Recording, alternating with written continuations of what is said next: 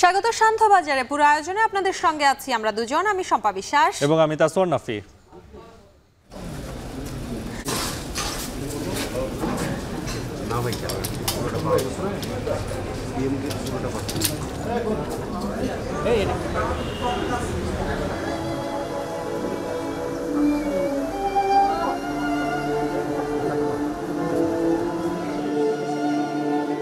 সেই 2008-এর বাংলাদেশ আর 2024-এর বাংলাদেশ তো এক না।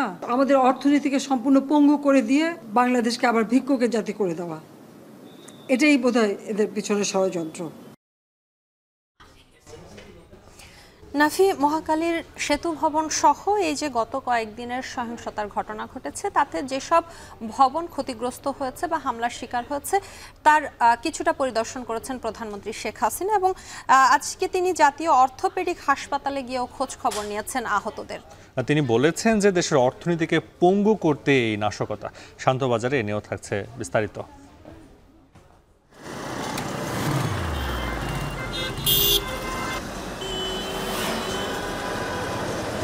আমাদের কিন্তু মেইন উদ্দেশ্যটা ছিল যে বাংলাদেশে আমরা ফার্স্ট ম্যানুফ্যাকচার করব। মোটামুটি একটা সাকসেসফুল একটা কার ব্র্যান্ড দ্বারা করাতে পারছি বাংলাদেশে, যেটার নাম হচ্ছে টাইটান। বর্ণ লাইসেন্স পেলে কিন্তু আমরা এই গাড়িগুলো এক্সপোর্ট করতে পারবো। যখনই ইন্ডাস্ট্রি ইম্পোর্ট থেকে সহজ হবে তখন কিন্তু সব কিছুরই দাম কমে যাবে এবং আমাদের ফরেন কারেন্সিও রিজার্ভ বেড়ে যাবে।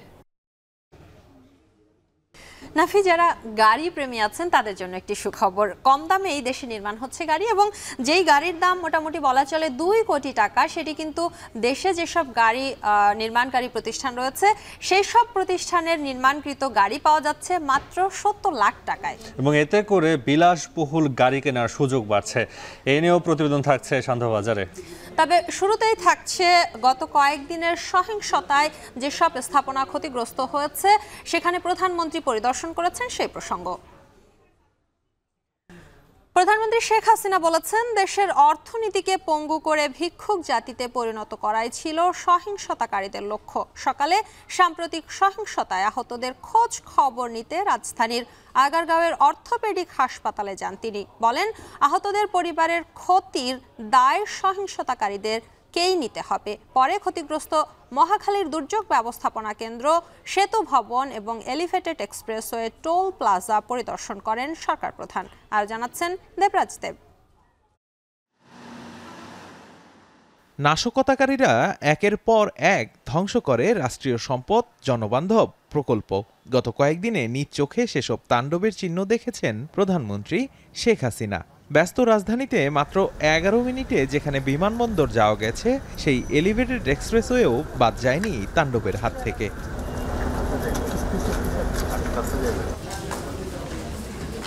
শনিবার সকালে এলিভেটেড এক্সপ্রেসওয়ে সহ পুড়ে যাওয়া সেতু ভবন ও দুর্যোগ ব্যবস্থাপনা ভবন পরিদর্শনে যান প্রধানমন্ত্রী শেখ হাসিনা।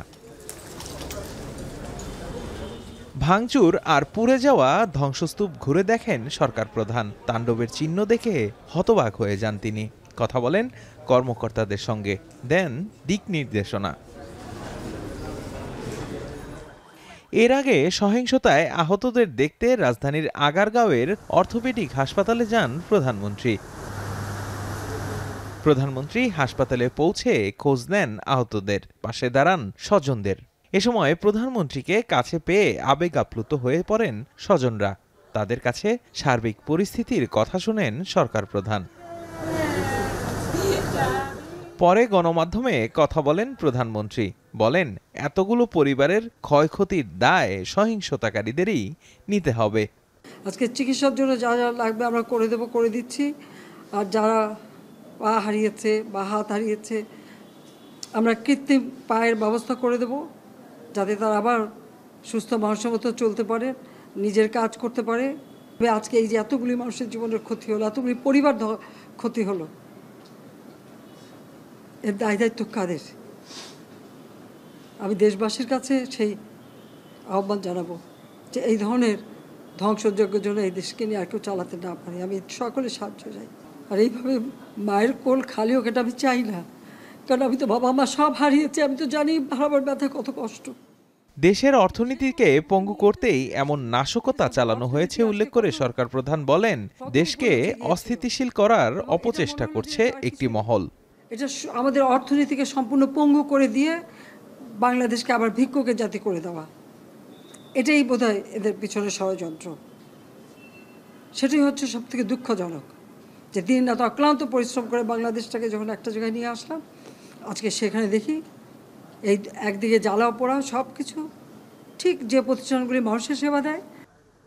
আহতদের সুচিকিৎসা নিশ্চিতে হাসপাতাল কর্তৃপক্ষকে নির্দেশ দেন প্রধানমন্ত্রী। দেবরাজ দেব, এখন, ঢাকা। শিগগিরই মেট্রো রেল চালুর কোনো সম্ভাবনা নেই জানিয়ে সড়ক পরিবহন সেতুমন্ত্রী ওবায়দুল কাদের জানিয়েছেন, মেট্রো রেলের কাজীপাড়া ও মিরপুর 10 স্টেশনের ক্ষয়ক্ষতি মেরামতে 1 বছরের বেশি সময় লাগবে। সকালে হামলায় ক্ষতিগ্রস্ত সেতু ভবন পরিদর্শন শেষে কথা জানান মন্ত্রী। আন্দোলনের উপর ভর করে যারা সহিংসতা ধ্বংসযজ্ঞের মাধ্যমে একে রাজনৈতিক রূপ দেওয়ার চেষ্টা করছে, তাদের বিরুদ্ধে ঐক্যবদ্ধ হওয়ার আমরা আহ্বান জানাই। মেট্রো রেলের কাজীপাড়া, মিরপুর 10 এ দুটা ধ্বংসপ্রাপ্ত। কী অবস্থা, কোনটা কখন চালু করা যাবে আমি এই মুহূর্তে বলতে পারছি না।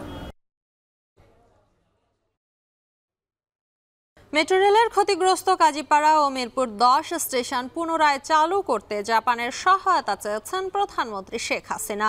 নিজ কার্যালয়ে দেশটির রাষ্ট্রদূতের সঙ্গে সৌজন্য সাক্ষাতে এ সহায়তা চান সরকার প্রধান। জাপানের রাষ্ট্রদূত বলেন, তারা আগে ক্ষয়ক্ষতির পরিমাণ নির্ধারণ করতে চান, এরপর কি করে তার সংস্কারের সহায়তা করা যাবে তা ঠিক করবেন। প্রধানমন্ত্রী মেট্রো রেলের বিভিন্ন স্থাপনায় হামলার কথা উল্লেখ করে বলেন, গেল 15টি বছর বহু মানুষের অক্লান্ত পরিশ্রমের মাধ্যমে জনবান্ধব মেট্রো রেল নির্মাণ করতে পেরেছে তার সরকার, কিন্তু কোটা সংস্কার আন্দোলনকে কেন্দ্র করে দুষ্কৃতিকারীরা এর ক্ষতি সাধন করেছে। জাপানের রাষ্ট্রদূত এসব সহিংসতার জন্য দুঃখ অনুভব করেন। এ সময় জাপানের রাষ্ট্রদূত বলেন, আসছে মাসে টোকিওতে 2 দেশের সরকারি বেসরকারি ব্যবসায়ীদের মধ্যে একটি অর্থনৈতিক সংলাপ অনুষ্ঠিত হবে। জাপানের ব্যবসায়ীরা এর জন্য মুখিয়ে আছে।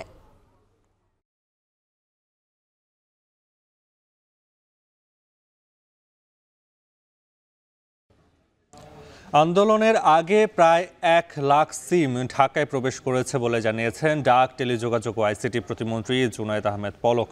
ডাক ভবনে এক অনুষ্ঠানে তিনি আরও বলেন, আন্দোলনের কারণে ডাক, টেলিযোগাযোগ ও আইসিটি খাতে ক্ষতি প্রায় 1000 কোটি টাকা। 4 অপারেটরের সঙ্গে আলোচনা করে মোবাইল ইন্টারনেট চালুর সিদ্ধান্ত হবে বলেও জানান প্রতিমন্ত্রী। রাত 9টায় আমরা ইন্টারনেট বন্ধ করিনি, ইন্টারনেট বন্ধ হয়ে গেছে। 10-15টা জায়গায় অতিরিক্ত প্রায় 50,000 থেকে 1 লক্ষ নতুন সিম কার্ডের আবির্ভাব ঘটে।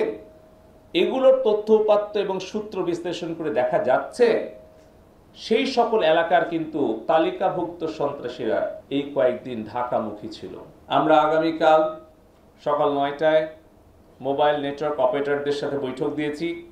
সেই বৈঠকে আলোচনা সাপেক্ষে আমরা যত দ্রুত সম্ভব আমরা চেষ্টা করছি আগামীকাল পরশুর মধ্যেই তাদের সাথে আলোচনা করে আমরা মোবাইল ব্রডব্যান্ডটাও 4G নেটওয়ার্কটাও আমরা উন্মুক্ত করে দিব। নাফি, এক সময়ের বিলাসী পণ্য গাড়ি যেটি এখন প্রয়োজনীয় হয়ে দাঁড়িয়েছে এবং এই গাড়ির চাহিদা দেশে দিনকে দিন বাড়ছে। যদিও আমাদের দেশে যেসব গাড়ি ব্যবহৃত হয় সেই গাড়ির বাজার পুরোটাই কিন্তু আমদানি নির্ভর। দেখা গেছে যে প্রতিবেশী দেশের তুলনায় দেশে গাড়ি উৎপাদন এবং ব্যবহারে অনেকটাই আমরা পিছিয়ে আছি।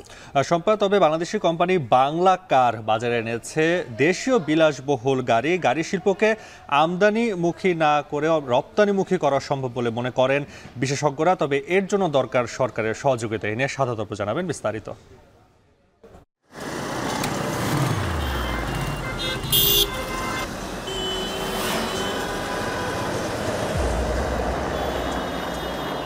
গাড়ি যেমনি প্রয়োজনীয় তেমনি বিলাসী পণ্য। তবে প্রাইভেট কার ব্যবহারের দিক দিয়ে বাংলাদেশ এশিয়ার অনেক দেশের তুলনায় পিছিয়ে। যেখানে ভারত 1000 জনের মধ্যে গড়ে ব্যক্তিগত গাড়ি ব্যবহার করে 22 জন, আর মায়ানমারে সেই সংখ্যা 12। সেখানে বাংলাদেশের এই হার মাত্র 2.5। বাংলাদেশের মোটরগাড়ি শিল্প দক্ষিণ এশিয়ার মধ্যে তৃতীয় বৃহত্তম, যার পুরোটাই আমদানিমুখী।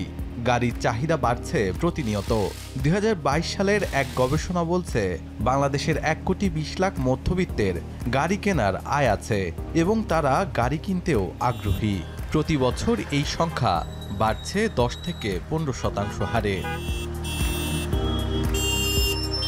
গাড়ি কেনার স্বপ্ন অনেকের থাকলেও সেই স্বপ্ন পূরণ হয় না অনেকেরই। তবে সবার কাছে গাড়ি পৌঁছে দিতে দাম সাধ্যের মধ্যে আনতে চায় বাংলাদেশি গাড়ি ব্র্যান্ড টাইটান।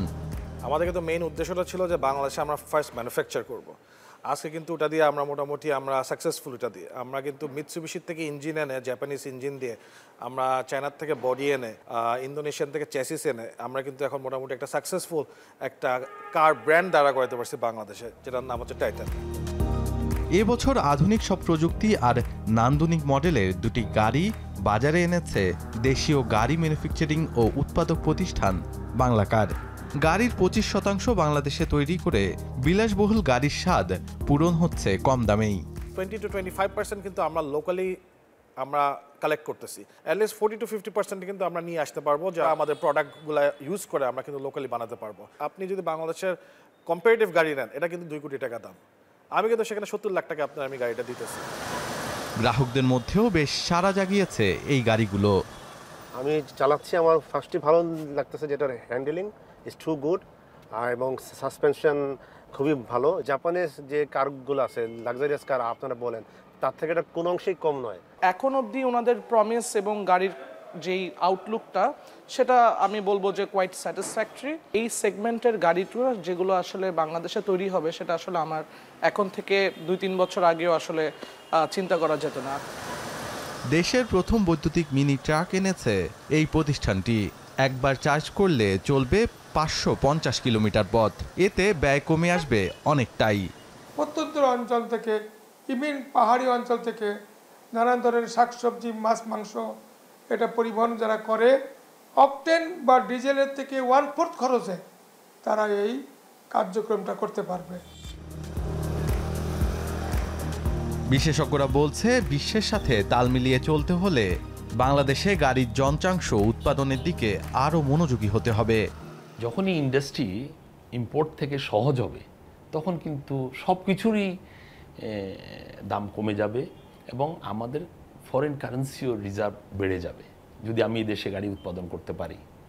তো সেই জন্য সরকারের একটা সুনির্দিষ্ট পলিসি দরকার। বাংলাকারের মতো বাংলাদেশি গাড়ি উৎপাদনকারী প্রতিষ্ঠান ক্রমেই বাড়লে কমে আসবে গাড়ির দাম। আমদানিমুখী এ খাত হয়ে উঠবে রপ্তানির বড় হাতিয়ার, ভূমিকা রাখবে জিডিপিতেও। শাহাদাত অভ্র, এখন, ঢাকা। সান্ধ্যবাজার এ পর্যায়ে নিচ্ছি ছোট্ট একটি বিরতি। ফিরছি কিছুক্ষণের মধ্যেই।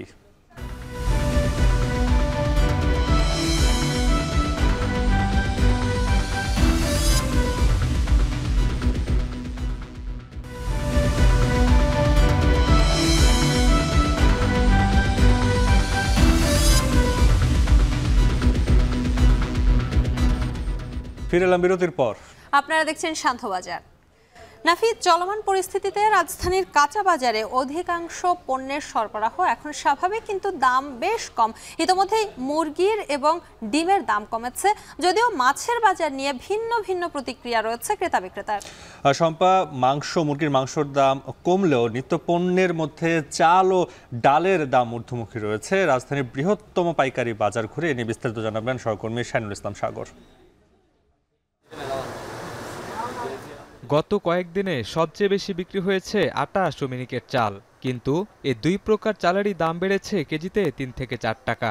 সরবরাহ স্বাভাবিক না হওয়াকে দায়ী করছেন বিক্রেতারা। ক্রেতারা বলছেন এ পরিস্থিতিতে বাজারে অন্য পণ্য কমিয়ে কিনতে হচ্ছে চাল। স্বস্তি নেই ডালের বাজারেও। এক সপ্তাহে কেজিতে ডালের দাম বেড়েছে 20 থেকে 30 টাকা। 28 চাউলের দাম পার বস্তায় আপনার 100 থেকে 150 টাকা, মানে কেজিতে 2 থেকে 3 টাকা বেশি। মিনিকেট চাউলে এরকম কেজিতে 3 থেকে 4 টাকা বেশি। কৃষি প্রধান দেশের চালের দাম বেশি, এটা আসলে অস্বাভাবিক মনে হচ্ছে। আর নিম্ন আয়ের বা মধ্য আয়ের মানুষের চাল কিনে খাওয়া অনেকটা কঠিন হয়ে যাচ্ছে আর কি। এরা বাজেট কাটছাট করে চাল কেনাকাটা করে এবং অন্যান্য দ্রব্যাদি কেনাকাটা করে আর কি। চলমান পরিস্থিতিতে রাজধানীর বৃহত্তম পাইকারি কাঁচা বাজার ঘুরে দেখা গেছে অধিকাংশ পণ্যের সরবরাহ স্বাভাবিক হয়েছে, তবে ক্রেতা কম। অধিকাংশ সবজি বিক্রি হচ্ছে কম দামে। পাল্লা প্রতি আলুর দাম কমেছে 10 টাকা ও আমদানি পেঁয়াজের দাম কমেছে 20 টাকা। করলা কেজি আছে আপনারা 70 টাকা 60 টাকা কেজি, উস্তা 60-70 টাকা কেজি, ভেন্ডি আছে 30-40 টাকা কেজি, পটল আছে 30 টাকা কেজি। গত সপ্তাহের তুলনায় মধ্যে এই সপ্তাহে অনেকটি সবজির দাম কম, প্রতি কেজিতে 20 থেকে 25 টাকা কম। সবজি এখন নাগালের ভিতরে আছে, মোটামুটি প্রত্যেকটা তরকারি 15 থেকে 20 টাকার ভিতরে কমে আছে এখন। মাছের বাজারে রুই, কাতল, তেলাপিয়া ও পাঙ্গাস মাছের দাম কেজিতে 50 থেকে 80 টাকা কমলেও ক্রেতারা বলছেন ভিন্ন কথা। কম যারা 1 কেজি কিনতো, 2 কেজি 3 কেজি কিনতো, একদিন গেলে 3 দিন কিনে না। আমি গত শনিবারে মাছ কিনছি, রুই মাছ কিনছি, মির্গি মাছ কিনছি 3 কেজি ওজন 270 টাকা। আজকে কিনছি সেই মাছ 320 টাকা কেজি। ব্রয়লার মুরগির ডিম ডজনে 10 টাকা কমে বিক্রি হচ্ছে 140 থেকে 145 টাকা। দাম কমেছে মুরগির মাংসের কেজিতে 30 টাকা। এদিকে গরু, ছাগল ও খাসির মাংস আগের দামে থাকলেও ক্রেতা নেই বললেই চলে। তারপর পরে আপনার 165-70 টাকা করে ব্রয়লারের দাম চলতেছে, আর আপনার সোনালী মুরগি বিক্রি করতে আপনার 320 টাকা, 310 টাকা। আগে 15-20 হাজার টাকা বেচা হইতো, 3,000-4,000 টাকা বেচতে পারি না। কার্পুর জন্য লোকজন আসে না, মার্কেটে বাজারে কম, বেচা কিনে কম, মালও হাটেও কম পাওয়া যায়। আগামী কয়েকদিনের মধ্যে পরিস্থিতি স্বাভাবিক হওয়ার আশা ক্রেতা বিক্রেতা উভয়ের। শাহিনুল ইসলাম সাগর, এখন, ঢাকা। এখনো জমেনি দেশের ভোগ্য পণ্যের অন্যতম পাইকারি বাজার খাতুনগঞ্জ। প্রতিটি আড়তে পণ্যের স্তূপ। কিছু কাঁচা পণ্যে ধরেছে পচনও। ব্যবসায়ীরা বলছেন চলমান পরিস্থিতিতে খেটে খাওয়া মানুষের আয় রোজগার বন্ধ হওয়ার প্রভাব পড়েছে বাজারে। এদিকে ব্যাংকিং লেনদেন এখনো স্বাভাবিক না হওয়ায় বিরূপ প্রভাব পড়ছে বলেও দাবি ব্যবসায়ীদের। আরও জানাচ্ছেন শোয়েব রহমান। দিনের পুরোটাই শিথিল থাকছে কারফিউ, তবে এখনও চিরচেনা জৌলুসে ফিরতে পারেনি দেশের ভোগ্যপণ্যের অন্যতম পাইকারি বাজার খাতুনগঞ্জ। যদিও ধীরে ধীরে ভিড় বাড়ছে ক্রেতা বিক্রেতার, কিন্তু তা আশানুরূপ নয় বলছেন ব্যবসায়ীরা। ক্রেতা না থাকায় আড়তে আড়তে পচন ধরেছে কাঁচা পণ্যে। বিশেষ করে পেঁয়াজের মতো পণ্যের মান নামতে শুরু করেছে, ফলে দাম পাচ্ছেন না আড়তদাররা। এ বাজারে এখন পেঁয়াজ বিক্রি হচ্ছে 85 থেকে 90 টাকা কেজি দরে, যা গেল সপ্তাহের তুলনায় 5 থেকে 7 টাকা কম। ব্যবসায়ীরা বলছেন ভারত বাড়তি শুল্ক আরোপ করায় পেঁয়াজ কিনতে হচ্ছে বেশি দামে। এছাড়া পণ্য পরিবহনেও বাড়তি ভাড়া গুনতে হয়েছে, তবে এখন সে অনুযায়ী দাম পাওয়া যাচ্ছে না। যেগুলো মাল নষ্ট হচ্ছে এগুলো তো কম দামে, বেশ দামে দিয়ে কিনে এখন কম দামে বেচতে হচ্ছে। এ মূলত নষ্ট হয়েছে বেচা কিনা না হওয়ার কারণে। চাহিদা অনুযায়ী আপনার তো গাড়ি চলতে পারতেছে না, কাস্টমার আসা যাওয়া করতে পারতেছে না, ওই কারণে গিয়ে মালও বিক্রি নেই। একই অবস্থা আদার বাজারেও। খাতুনগঞ্জের বাজারে আদা আসে মূলত চীন থেকে। এই আদার চাহিদাই বেশি। বর্তমানে চায়না আদা 235 থেকে 240 টাকায় বিক্রি হচ্ছে। এছাড়াও কেরালা এবং ভিয়েতনাম থেকেও খুবই অল্প পরিমাণে আসছে আদা। গেল এক সপ্তাহ ধরে দাম স্থিতিশীল আছে বলছেন ব্যবসায়ীরা। বেশ কিছুদিন ধরে আদা একটু চলমান বাড়তি আছে, আর 10 টাকাও বাড়তি হয়েছিল গত সপ্তাহে। এবার তো ইন্টারনেট চালু হওয়ার পরে মনে হয় এলসি খুলছে, বাজার স্বাভাবিকভাবে আছে। রসুন ডেলিভারি হয় নাই, সেজন্য 5 টাকা বাড়তি ছিল। ওই এখন যেহেতু রীতিমতন ডেলিভারি হয়েছে, এখন আপনার 158 থেকে 160 টাকা বেচতেছি। বৈরী পরিবেশ কাটিয়ে বাজার স্বাভাবিক হওয়ার আগেই বাড়তে শুরু করেছে মশলার ঝাঁজ। বেশ কিছু মশলার দাম বেড়েছে অস্বাভাবিক হারে। বিশেষ করে দীর্ঘদিন অরাজক পরিস্থিতি তৈরি হয়েছে এলাচের বাজারে। পণ্যটির দাম এক সপ্তাহের ব্যবধানে আরও বেড়েছে। কিছুদিন আগেও 2800 টাকায় বিক্রি হওয়া এলাচ এখন বিক্রি হচ্ছে 3250 টাকায়। এছাড়াও কালো জিরার দাম 30 টাকা বেড়ে বিক্রি হচ্ছে 370 টাকায়। কালো গোলমরিচ 50 টাকা বেড়ে মিলছে 950 টাকায়। জিরা 15 টাকা বেড়ে বিক্রি হচ্ছে 650 টাকায়। তবে স্থিতিশীল হলুদ মরিচের দাম আসতে পারছে না, যার কারণে আমাদের এখানে পণ্যের সংকট দেখা দিয়েছে। পাশাপাশি আমাদের এখান থেকে পণ্য যদি আপনার মফস্বলে নিতে না পারেন, তাহলে মফস্বলে গিয়ে আপনার পণ্যের সংকট হবে, দাম বেড়ে যাওয়ার সম্ভাবনা আছে। 10-15 দিনের যে ক্ষয়ক্ষতি, আমার মনে হয় যে এখানে প্রায় 1,500 থেকে 2,000 কোটি টাকার ক্ষয়ক্ষতি হয়েছে। তবে এখনও ব্যাংকিং সেবা পুরোপুরি স্বাভাবিক না হওয়ায় স্বাভাবিক লেনদেন বাধাগ্রস্ত হচ্ছে বলে জানাচ্ছেন আড়তদাররা। তারা বলছেন, এক একটি আড়তে দৈনিক 6 থেকে 7 লক্ষ টাকার বেচাকেনা হয় স্বাভাবিক সময়ে। দৈনিক এই টাকা জমা এবং ঋণ নিতে ব্যাংকের দ্বারস্থ হতে হয়। ব্যাংক পুরোদমে না খোলায় এ নিয়ে বিপাকে পড়তে হচ্ছে। ব্যাংকে গিয়ে সিরিয়াল মনে করলেন 2টা বাজার ব্যাংকের তালা মাইরা দিতেছে। একজনে মনে করলেন 70 লাখ 80 লাখ করে টাকা লইয়া যায়, একজনেরটা গনা বাসি কইরা জাল আছে কিনা, 2 নম্বর টাকা আছে কিনা এগুলো দেখতে লাগে, টাকা চেক করতে লাগে। বেচাকেনা না থাকায় অনেকটা অলস সময় পার করছেন খাতুনগঞ্জের শ্রমিকরাও। দেশের অন্যতম বৃহৎ ভোগ্যপণ্যের পাইকারি বাজার খাতুনগঞ্জে স্বাভাবিক সময়ে যেখানে প্রতিদিন 2000 কোটি টাকার বেচাকেনা হতো, এখন তা নেমে এসেছে অর্ধেকে। দ্রুতই এ অবস্থার পরিবর্তন হবে তেমন আশাতেই এখনও ব্যবসা পরিচালনা করে যাচ্ছেন খাতুনগঞ্জের এবং চাকতাইয়ের ছোট বড় প্রায় 5000 আড়তের ব্যবসায়ীরা। শোয়েব রহমান, এখন চট্টগ্রাম। ময়মনসিংহ অঞ্চলের শিল্প কারখানাগুলোতে পুরোদমে উৎপাদন শুরু হয়েছে। বন্ধের ক্ষতি পুষিয়ে নিতে অতিরিক্ত সময় কাজ করছেন শ্রমিকরা। ক্রয়দেশের পোশাক যথাসময়ে ক্রেতাদের কাছে পৌঁছে দেওয়ায় এখন বড় চ্যালেঞ্জ বলছেন শিল্প প্রতিষ্ঠানের কর্মকর্তারা। এদিকে প্রতিষ্ঠান ও শ্রমিকের নিরাপত্তা নিশ্চিতে তৎপর রয়েছে শিল্প পুলিশ। হারুন রশিদের প্রতিবেদনে ক্যামেরায় ছিলেন সায়মা কন্দ। শ্রমিকের কর্মচাঞ্চল্যে আবারও মুখর শিল্প কারখানা। সব অস্থিরতা পেছনে ফেলে মনোযোগ এখন পণ্য উৎপাদনে।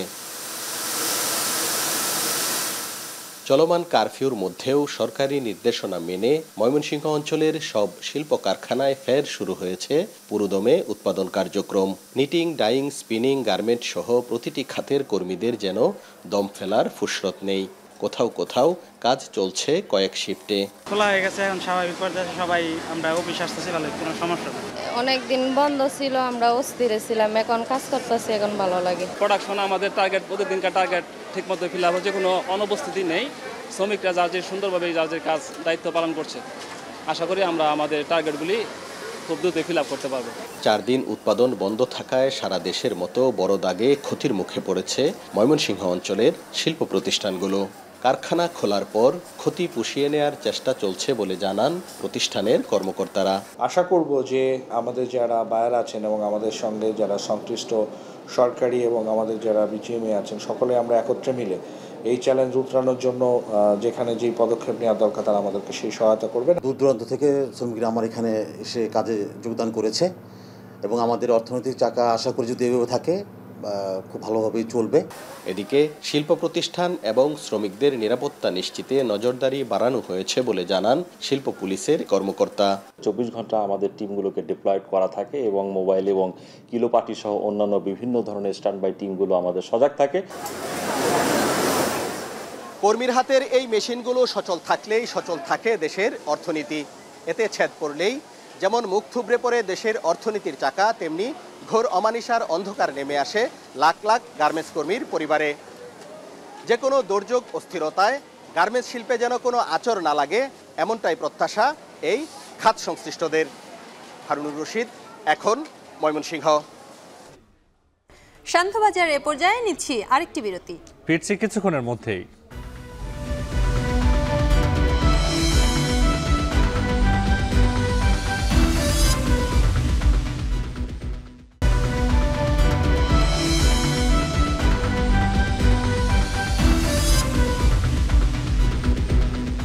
ফিরে এলাম বিরতির পর। আপনারা দেখছেন শান্তবাজার।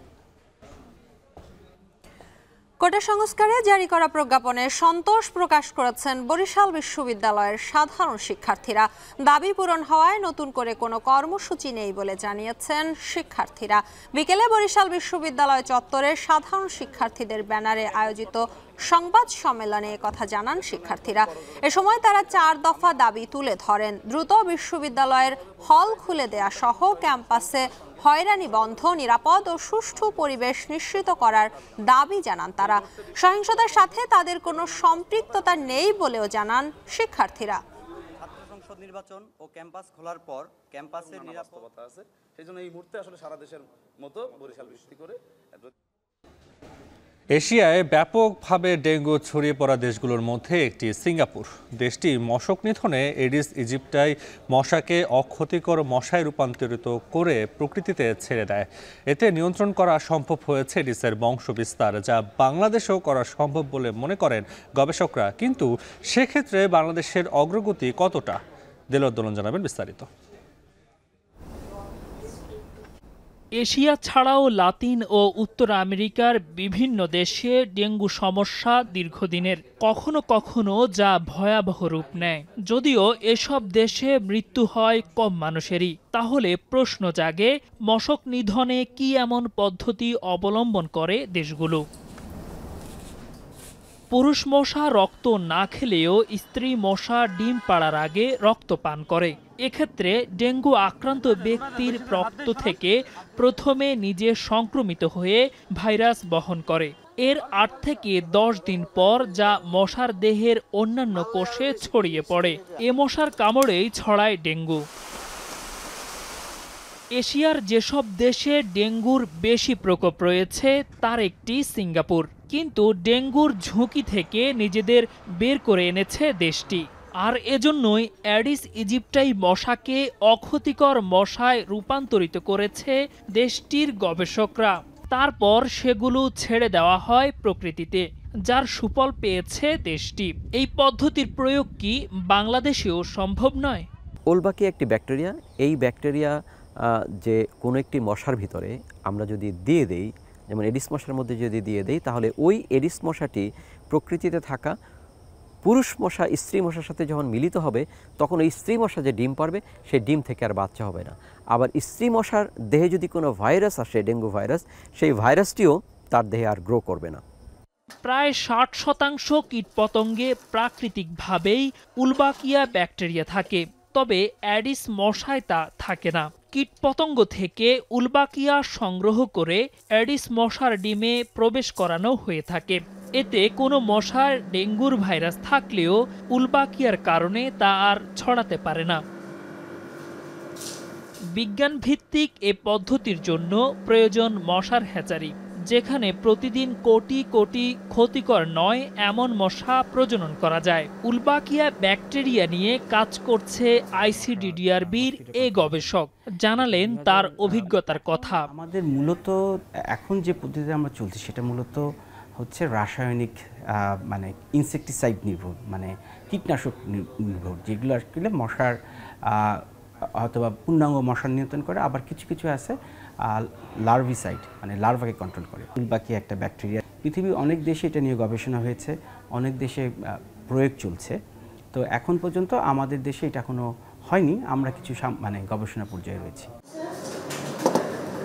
আবার পুরুষ মশা উলবাকিয়া যুক্ত হলে এবং স্ত্রী মশায় উলবাকিয়া না থাকলে তাদের ডিম থেকে লার্ভা হওয়ার সম্ভাবনা কমে যায়, হলেও বড় হওয়ার মতো যথেষ্ট শক্তিশালী হয় না। তবে বাংলাদেশের ভৌগোলিক অবস্থান ও আবহাওয়ায় এসব মশা কতটা টিকে থাকতে পারবে?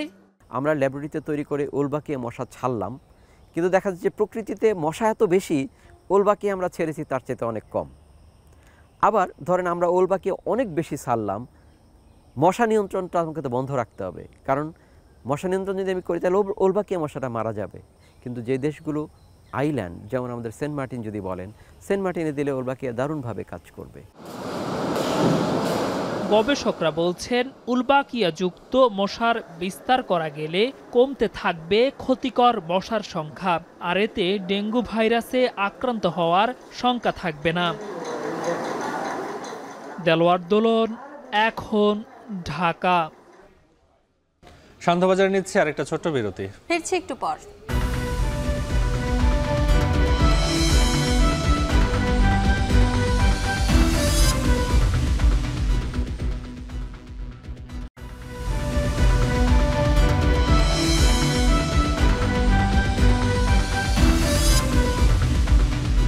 ফিরে এলাম বিরতির পর। আপনারা দেখছেন শান্তবাজার। এবারে দেশের বাইরের প্রসঙ্গ। উচ্চ মূল্যস্ফীতির জেরে ও বিদ্যুৎ বিল থেকে কর প্রত্যাহারের দাবিতে পাকিস্তানে চলছে আন্দোলন। ইসলামাবাদ সংলগ্ন সড়কে দুদিন ধরে অবস্থান ধর্মঘট চালিয়ে যাচ্ছে হাজার হাজার মানুষ। আন্দোলনকারীদের প্রবেশ ঠেকাতে রাজধানীর কথিত রেড জোনে ব্যারিকেড দিয়েছে প্রশাসন। আরো জানাচ্ছেন নুসরাত কামাল। রাজধানীতে সমাবেশ করতে চাওয়ায় অর্ধশতাধিক ব্যক্তি আটক হওয়ার পর শুক্রবার রাতেই ইসলামাবাদের উপকণ্ঠে রাওয়ালপিন্ডির গ্যারিসন সিটিতে বসতে শুরু করে হাজারো মানুষ। পাকিস্তানের প্রধান ধর্মভিত্তিক রাজনৈতিক দলের ডাকে রাতভর রাস্তায় অবস্থানের পর শনিবারও চলছে ধর্মঘট। আকাশ ছোঁয়া মূল্যস্ফীতিতে লাগাম টানা এবং বিদ্যুৎ বিলের ওপর থেকে উচ্চ কর প্রত্যাহারের দাবিতে চলছে এ আন্দোলন। 2024-25 অর্থবছরের জাতীয় বাজেটে নতুন কর আইন আর বিদ্যুৎ বিল বৃদ্ধির জেরে জীবন দুর্বিষহ হয়ে উঠেছে সাধারণ পাকিস্তানিদের। অনেকের অভিযোগ, শুধু বিদ্যুৎ বিলই ছাড়িয়ে যাচ্ছে বেতনের অঙ্ককেও। बेरोजगारी बहुत है, नौजवान तबका बहुत परेशान है और जो है महंगाई है जो सर चढ़ के बोल रही है। जो मेरी शादीशुदा माशाल्लाह 6 बच्चे हैं, अगर यही कमाई जो हम करते हैं वो सारी बिलों में देंगे और बेरोजगारी में हम अपने बच्चों को क्या खिलाएंगे, इसलिए हम यहाँ आए हैं। महंगाई है, बिजली का बिल ज़्यादा आ रहा है, गरीब लोग है, कारोबार तबाह हो गया है, माशियत तबाह हो गया, हर चीज़ तबाह हो गया इन हुक्मरानों की वजह से, इन IPPs के लोगों की वजह से। तो इंशाल्लाह हम अपनी मुतालिबात मनवा के इधर से उठेंगे और नाम इधर से जाने वाले नहीं है। हुकूमत ये सोच न करे। বিদ্যুৎ পরিষেবায় করের বোঝা দুঃস্বপ্ন হয়ে দাঁড়িয়েছে সাধারণ পাকিস্তানিদের ওপর। ক্ষোভ দানা বাঁধছে সারা দেশে। এ অবস্থায় পরিস্থিতির অবনতির আশঙ্কায় রাজধানীর উচ্চ সুরক্ষিত এলাকায় আন্দোলনকারীদের প্রবেশ ঠেকাতে কথিত রেড জোন ঘিরে জাহাজের কন্টেইনার বসিয়ে ব্যারিকেড দিয়ে রেখেছে স্থানীয় প্রশাসন। পাকিস্তানের জাতীয় পার্লামেন্ট, সরকারের শীর্ষ সব মন্ত্রণালয় ও কূটনৈতিক মিশনের অবস্থান এই এলাকায়। এদিকে আন্দোলনে নেতৃত্ব দেয়া নেতাদের সঙ্গে আলোচনায় 3 সদস্যের কমিটি গঠন করেছে পাকিস্তান সরকার। जागीरदारों पे टैक्स लगाओ, आवाम से टैक्स हटाओ, हमारे बिजली के बिलों से टैक्स हटाओ, हमारे बिजली के बिलों से टैक्स हटाओ। ये क्या मजाक है? 36 तरह के टैक्स एक बिल में लगा के भेज देते हो, यूनिट की कीमत भी बढ़ाते जा रहे हो, टैक्स भी इसके ऊपर लगाते जा रहे हो, ये धंधा नहीं चलेगा। ইসলামাবাদ বলছে, আন্তর্জাতিক মুদ্রা তহবিল IMF এর শর্ত পূরণে বাড়ানো হয়েছে বিদ্যুৎ বিল। এর মাধ্যমেই চলতি মাসে $700 কোটি নতুন চুক্তির বিষয়ে সমঝোতা সম্ভব হয়েছে দুই পক্ষের মধ্যে। এদিকে ভঙ্গুর অর্থনীতি আর রাজনৈতিক টানাপোড়েনের মধ্যেই সাবেক প্রধানমন্ত্রী ইমরান খান সহ বন্দী সব নেতার মুক্তির দাবিতে দেশ জুড়ে বিক্ষোভের ডাক দিয়েছে পাকিস্তান তেহরিকে ইনসাফ PTI। নুসরাত কামাল, এখন বিশ্ব। এবারে খেলার প্রসঙ্গ। অক্টোবরে ঘরের মাটিতে অনুষ্ঠিত হবে ICC T20 নারী বিশ্বকাপ। দেশের চলমান পরিস্থিতি আন্তর্জাতিক এই আসর আয়োজনে কোনো প্রভাব ফেলবে না বলেই মনে করেন নারী উইংয়ের চেয়ারম্যান শফিউল আলম চৌধুরী নাদেল। বিশ্ব আসরের আগে নারী ক্রিকেটারদের প্রস্তুতিতে দ্বিপাক্ষিক কোনো সিরিজ আয়োজন করা যায় কিনা সেটিও ভাবনায় আছে বিসিবির। শরীফ রওশন জানাচ্ছেন বিস্তারিত। আমাদের মেয়েরা যেতে পারে, অবশ্যই এটা স্পেশাল বোনাস তাদের জন্য থাকবে, সেটা নিঃসন্দেহে। নারী ক্রিকেটারদের আরও বেশি উৎসাহিত করতে আগেই পুরস্কারের ঘোষণা দিয়ে রেখেছিল বিসিবি। তবে শ্রীলঙ্কায় চলমান নারী এশিয়া কাপে আরও একবার ব্যর্থতার স্বাদ নিতে হলো নারী ক্রিকেটারদের। এশিয়া কাপে সেমিফাইনাল পর্যন্ত ভালোই দৌড়েছেন নিগার নাহিদারা। বিদেশি কোচের পরিকল্পনায় তুলনামূলক কম শক্তিশালী দল মালয়েশিয়া ও থাইল্যান্ডের বিপক্ষে জয় পায় নারীরা। কিন্তু বিশ্ব ক্রিকেটের পরাশক্তি ভারতের সামনে একেবারেই করুণ অবস্থা তিলকরত্নের শিষ্যদের। তাতে কারো উপর ক্ষোভ না থাকলেও কোচিং প্যানেল পরিবর্তনের সময় এসেছে বলে মনে করেন নারী উইংয়ের চেয়ারম্যান শফিউল আলম নাদেল। এক একজন কোচ বা প্রত্যেকটা ব্যক্তির তাদের স্বতন্ত্র চিন্তাধারা থাকে, নিজস্ব চিন্তাধারা থাকে। যে চিন্তাধারায় তারা এগিয়ে গিয়েছেন সেটা মাঠে কাজ করেনি, এটা তো সত্য। তো আমি মনে করি যে এগুলো নিয়েও আমাদের চিন্তা ভাবনা করতে হবে। এদিকে অক্টোবরের শুরুতে ঘরের মাটিতে T20 বিশ্বকাপ আয়োজনের প্রস্তুতিতে ব্যস্ত ক্রিকেট বোর্ড। দেশের চলমান পরিস্থিতি আন্তর্জাতিক এই আসরের আয়োজনে কোনো ধরনের বিরূপ প্রভাব ফেলবে না বলে মনে করেন আয়োজকরা। ICCর পরবর্তী যে আসরটি আমাদের দেশে বসবে সেটা যথাসময়ে যথারীতি এবং খুব ভালোভাবে হবে সেটা আমরা নিশ্চিত করে বলতে পারি।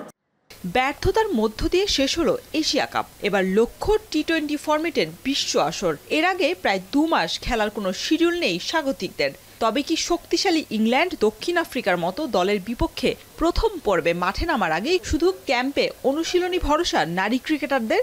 পাকিস্তান আমাদেরকে আগ্রহ দেখিয়েছে এবং আমাদেরকে মালয়েশিয়া একটা প্রস্তাব দিয়েছে। আমরা মনে করি আগামী টুর্নামেন্টের জন্য আমাদের উপকার হবে, আমরা সেটাই করব। মিরপুরের হোম অফ গ্রাউন্ডে টি-20 বিশ্বকাপের মূল আসর শুরু হবে 3 অক্টোবর ইংল্যান্ড ও দক্ষিণ আফ্রিকার ম্যাচ দিয়ে।